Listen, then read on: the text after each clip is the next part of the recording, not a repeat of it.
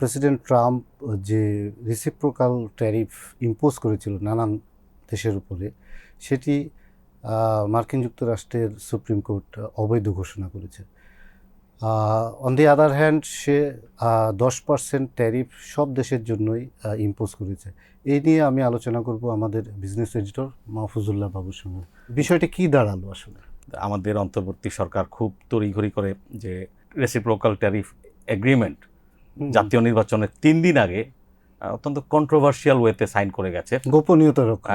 হ্যাঁ, চুক্তির শর্ত কি এবং এই যে চুক্তিপত্রে পরে আমরা দেখলাম কি কি যে আমাদের সার্বভৌমত্ব কোথায় কোথায় ব্যাহত হচ্ছে। তো যাই হোক, সবচেয়ে এখন এটি আরও সমালোচিত হচ্ছে এই কারণে যে সেই ট্রাম্প ট্যারিফটি তার দেশের যে সর্বোচ্চ আদালত তারাই বলছে যে এটি অবৈধ।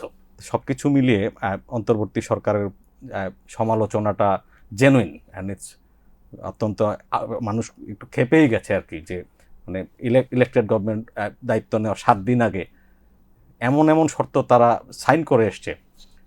ইট ওয়াজ কমপ্লিটলি আননেসেসারি। তাহলে যে আমরা যে চুক্তিটা সাইন করলাম, যে ডিলটা, এটা কি ইনভ্যালিড হয়ে গেল? এটি ইনভ্যালিড হলো না। এটি বাংলাদেশ আর্গু করতে পারে যে যেহেতু রেসিপ্রোকাল ট্যারিফটাই তোমাদের দেশে আর থাকছে না, সেহেতু এই দ্য এগ্রিমেন্ট অন দিস এটা আমাদের রিভিউ ও রিকনসিডার করা উচিত। বাট এটি কিন্তু আসলে এখনো এফেক্টিভ হয়নি। ক্লজে আছে যে দুই পক্ষ নোটিফাই করবে তাদের অ্যাডমিনিস্ট্রেশনে, করার পরে নোটিফিকেশন শেষ হওয়ার পরে 60 দিনের মধ্যে সেটা কার্যকর হবে। তাহলে তো এখন প্রসেসটাই স্টলড হয়ে যাবে। ডোনাল্ড ট্রাম্প আবার একটি কথা বলেছে যে বিভিন্ন দেশের সাথে আমাদের চুক্তি হয়েছে, চুক্তিগুলো আমি আশা করব যে আপহোল্ড করবেন, আর যারা যারা করবে না তাদের জন্য আমার কাছে ওষুধ আছে, যদি এইভাবে বলি হুমকিটা। ওষুধগুলো কি? ওষুধগুলো হচ্ছে যে এই দেশটা লেবার স্ট্যান্ডার্ড থেকে শুরু করে যদি তারা সাবসিডি দেয় যেখানে, এবং তাদের সাবসিডি এক্সট্রা কম্পিটিটিভনেস গেইন করতে হেল্প করে, এরকম নানান টুল তার হাতে আছে, সেগুলো দিয়ে তারা কাজ করে ইউএসটিআরকে কাজে লাগিয়ে তারা কিন্তু কান্ট্রি স্পেসিফিক কমোডিটি আর আপনার যে প্রোডাক্ট স্পেসিফিক ডিউটি তারা অ্যাড করতে পারে।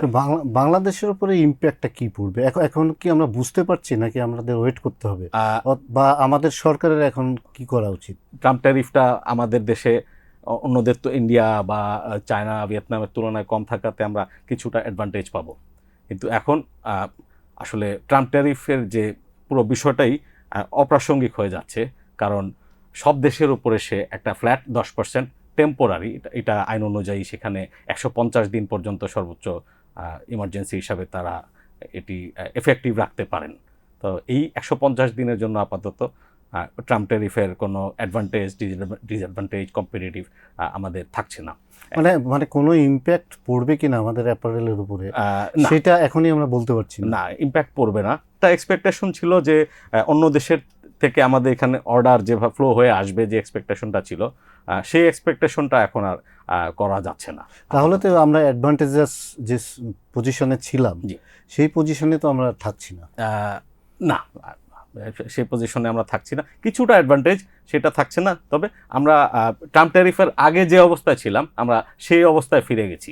ধরুন আমাদের তো ট্রাম্প ট্যারিফের কারণে তারপরে ডিল সাইন হয়েছে, তো সব কিছু মিলে আমাদের তো একটা প্রস্তুতি ছিল, যারা ব্যবসায়ী অ্যাপারেল বিজনেস করেন তারাও তো নানান ধরনের পদক্ষেপ নিয়েছেন, এর মধ্যে প্রস্তুতি নিয়েছেন সেটা ফেস করে কিভাবে ব্যবসায় টিকে থাকা যায়। তো তাদের এখন করণীয় হচ্ছে যারা এই যে আপনার যে চুক্তি অনুযায়ী যেটি ছিল, এগুলো দেখার বিষয় যে যেমন যে আপনার যদি কেউ আমেরিকান কটন একটু বেশি দাম দিয়ে এনে এখানে অ্যাপারেল প্রস্তুত করে যদি আবার আমেরিকায় পাঠায়, সেটি 19% জায়গায় 0% যে ট্রাম্প ট্যারিফ সেটি 0 হয়ে যাবে, এরকম একটা চুক্তি ছিল।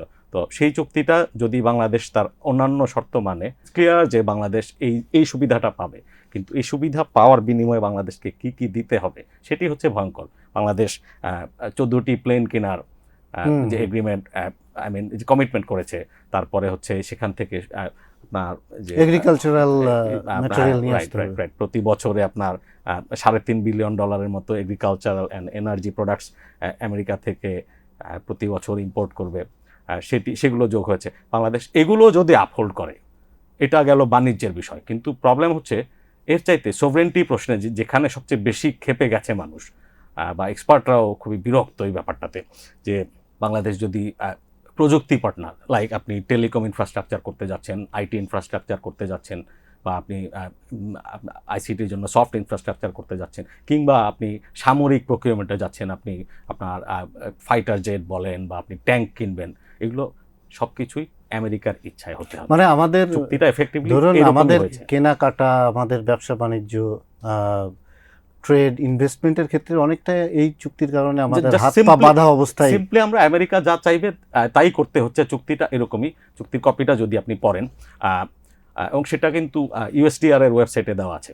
আর তারপরে আমেরিকা যদি কোনো দেশের উপর, ধরেন আজকে ইউরোপের সাথে আমেরিকার সম্পর্ক ভালো, কিন্তু যদি কখনো আমেরিকা ইউরোপকে বলে যে তার সাথে সম্পর্ক খারাপ হয়, ইউরোপ থেকে ইম্পোর্ট করা যাবে না, আমেরিকা বলে, বাংলাদেশ কিন্তু সেটিও মানতে বাধ্য। ইউরোপে যদি এক্সপোর্ট ব্যান করে আমেরিকা এক্সপোর্ট করবে না, বাংলাদেশও এক্সপোর্ট করতে পারবে না।